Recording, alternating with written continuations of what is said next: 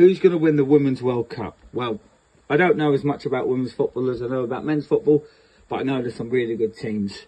There's a lot of teams like Denmark, Norway, Sweden, Switzerland are all looking to make that big step. They're all decent, hard to beat, but I think it's a little bit too much of them. Teams like Netherlands, who have won major tournaments over the last few years, but Netherlands' best player, Vivian, who plays for Arsenal, she's currently injured, and that is going to dampen their hopes.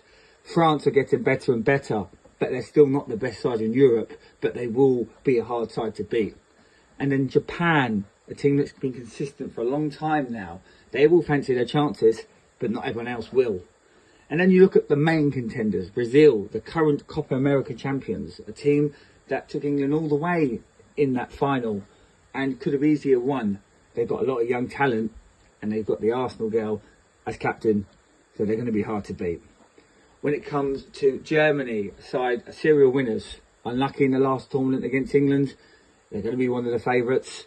They don't play the most attractive football, but they know how to win, and they will fancy themselves and do not back against the Germans. Australia, a team that are getting better and better, and for me, they have potentially the best player in the world at the moment in Sammy Kerr. She is going to be very vital. If she stays fit, they have every chance in the world to win in this tournament. And remember, they beat England in the friendly the other week. They made it look very easy. Spain. Well, if Spain had their best two players fit for the Euros, I think they would have won the Euros.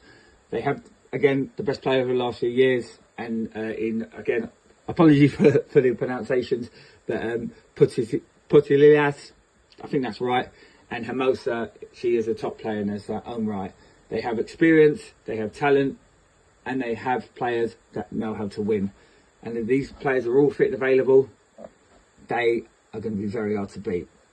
USA, they're the defending champions, the best side for a very long time now. They have the legendary Megan, can't pronounce her surname, who is retiring. And they have Alex Morgan, who for me is still as good as ever. And she is going to want to prove a point. She is still good enough to play at the highest level. And then England, a team that I would have said would have been favourites, but due to a few injuries, it's going to be harder, but they're still going to be a team that will be feared. Missing Beth Mead and Leah Williamson and Frank Kirby makes it harder, but there's still a lot of talent like Russia, who will start, Daly, who could come on to back her up, Laura Hemp, Chloe Kelly, and then you've got the real talented players like Ella Toone, Kira Walsh, Lucy Bronze, Georgia Stanwell. So let's not forget, England are still very strong. Are they good enough to win it? We'll see.